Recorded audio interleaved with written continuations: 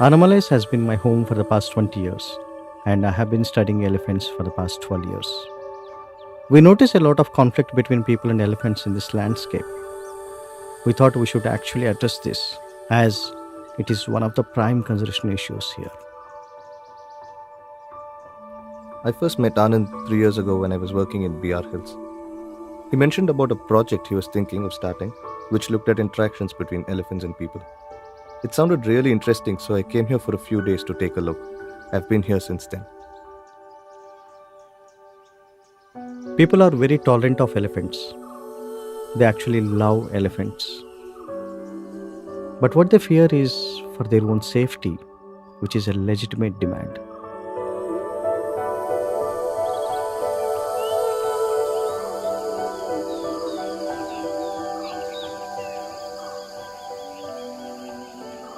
If you look at this landscape, people have been living here for the past 120 years.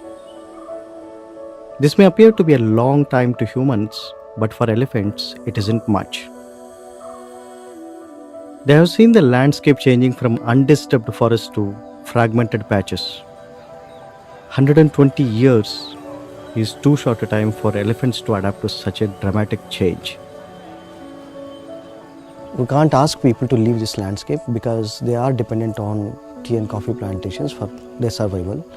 At the same time, we cannot expect elephants not to come into plantation, not to use these plantation areas, because it's part of their range, it's part of their home. So the only way is that how best that we can actually coexist with elephants.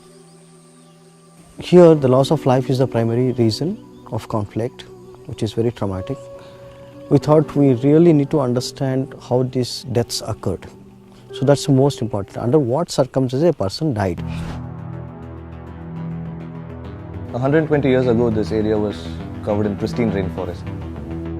And then with human interference, this place was converted into tea and coffee plantations. This left behind small, tiny fragments of forest, which is still used by elephants. During the day when activity is quite high, the elephants prefer to stay within these forest fragments. And once the noise dies down after work, people also return back to town to do some purchases and things like that. And that is the time that elephants actually start moving out of these fragments to go to the next fragment. And they use these paths, which is also used by the people. And on such occasions, it's all mostly a surprise encounter where people are not aware of where elephants are. And when they realize they are really close to elephants, it's too late. Similarly, the elephant is also a little scared. Out of self-defense, they charge if the distance is too close. And this is when people get killed. So there are about 39 people who lost their lives between 1994 and now 2013. And out of 39, 35 people did not know that they were elephants. So there was absolutely lack of information about elephant presence was the key reason. If they were informed, all these 35 people would have been served, would have been alive.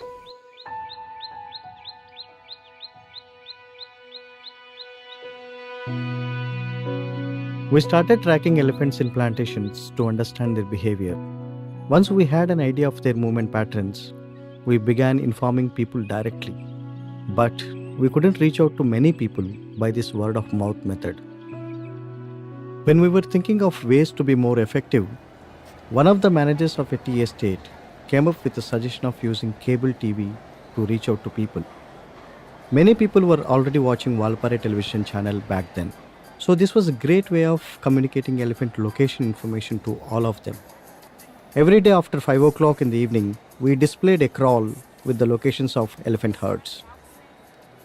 With these daily location updates, we were hoping that people wouldn't accidentally encounter elephants. The cable network was a good start, but over a period of time, people switched over to satellite television. The viewership for cable TV dropped. Luckily, at the same time, mobile phone connectivity in these hills began to improve. We noticed that everybody had phones, especially workers, particularly women. We thought this is the best way to reach out to people of Valpare. So we started exploring options. And one of the things we found and we thought could be useful to us was the bulk SMS service that was being provided. So we looked around and we found this providers by name Gupshup Enterprises, and they helped us set up an account and they taught us how this thing works. NCF has been working with all the tea estate companies here for a long time, and so we would go meet the managers, explain to them what was our intention of doing this. They would give us an appointment where workers would assemble together at one place at a particular time every day for the weighing of the tea and things like that. So everyone were at one spot, so it was much easier for us to go there and talk to them, explain to them what exactly we're trying to do. At first, yeah, they were a little skeptical about it. They were like, who are these people? Why they're taking our phone numbers? Will we be harassed by phone calls and things like that? We assured them that they will not receive any phone calls from us regarding this. It will just be SMS and it would be communicated to them via English and Tamil. So that was also one of their concerns. They're like, we don't know to read English, so what are you going to do about it? And we said, we will be sending it in Tamil as well.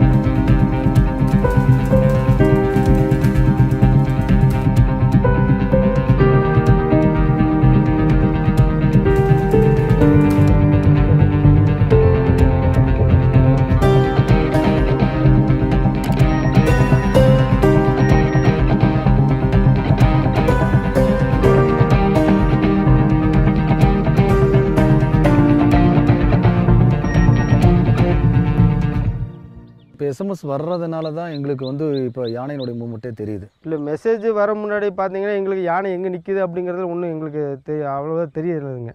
SMS alert அந்த மாதிரி எல்லா precautions முதல்லே கொடுத்துட்றாங்க. கரெக்டாக 5:30க்கு எங்களுக்கு அது வந்துடுது, message வந்துடுது. அப்போ நாங்கள் நைட்டு ஓட்டுறோம். நைட்டு ஓட்டும்போது இந்த இடத்துல எனக்கு யானை நிற்கிது, கொஞ்சம் பார்த்து கவனம் போங்கன்னு சொல்லி மெசேஜ் வரனால எங்களுக்கு நல்ல ஒரு இந்த மெசேஜ் வந்தனால எங்களுக்கு நல்ல ஒரு திருப்திகரமாக வண்டி ஓட்டுறதுக்குலாம் கொஞ்சம் சந்தோஷமாக இருக்குது. இந்த எஸ்எம்எஸ் ஒரு சிஸ்டம் இருக்கிறதுனால உண்மையை சொல்லப்போனால் ஒரே வரியில் சொல்லணுன்னா நிறைய உயிர்கள் காப்பாற்றப்பட்டிருக்கு.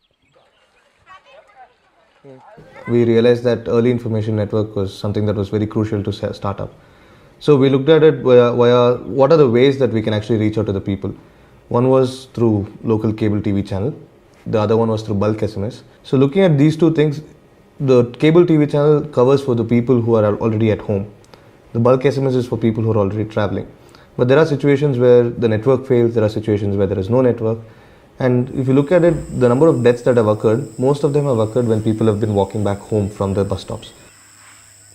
We thought, okay, why not have something that will immediately grab person's attention? And we wanted to put it up in strategic locations which are targeted primarily for the people who walk from the bus stops back home. We went around asking people what kind of visual clues could help them. A watchman at the AirPod factory described an incident which inspired us to set up flashing lights as a warning system.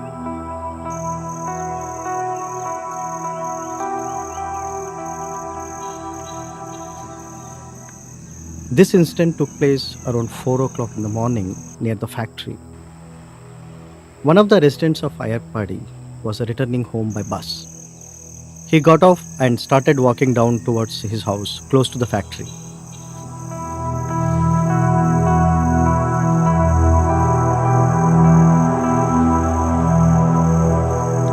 At the same time, the watchman also saw some elephants walking up towards the direction of this man. The watchman started flashing his torch to alert the person. On seeing the flashing light, the person realized that there were elephants close by, and he turned around. Elephants walked up, crossed the road, and moved away. If the watchman had not used his torch, there would certainly have been a fatal incident. After hearing this story, we realized that flashing lights could be a great way of warning people who did not have access to SMS network.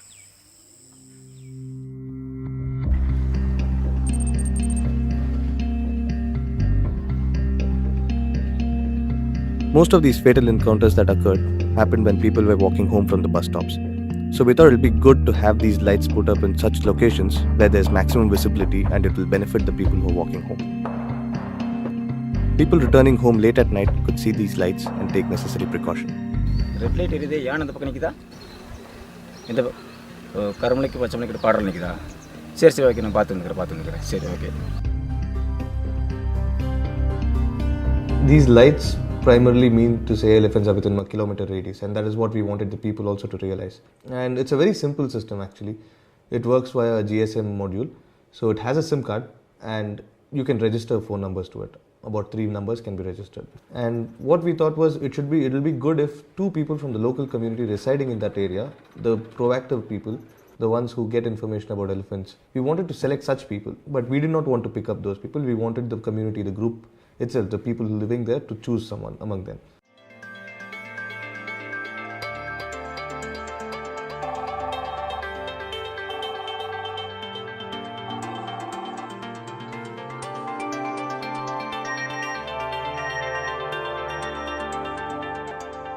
So within a month of installation of any of these lights, they started doing it by themselves.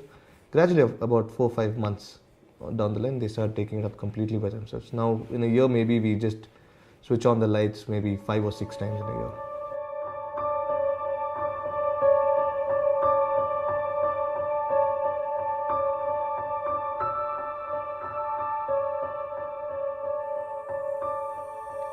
In a fragmented landscape like Valparai, people and elephants have to live together. People are dependent on tea and coffee plantations for their livelihood, and at the same time, 80 to 100 elephants use this landscape. So there is no other choice other than coexisting with each other. We have done our best to bring down accidental encounters, which has been the biggest issue here. But there is still so much more to do. People of Valparai have a very simple lifestyle, so it's very important to have a very simple system which they can use easily, and Bulk SMS initiative just does that.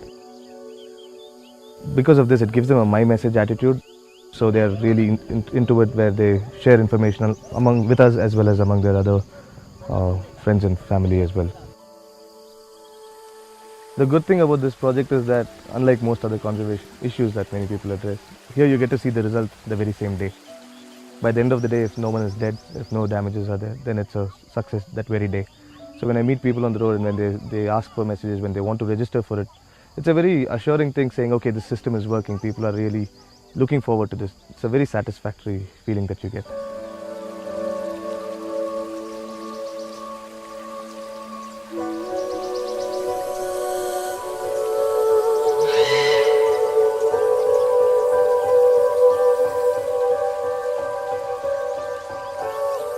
There are no problem elephants in this landscape, but there are problem locations which would require a different approach to address the conservation issue on ground, because coexistence is a journey, not a destination.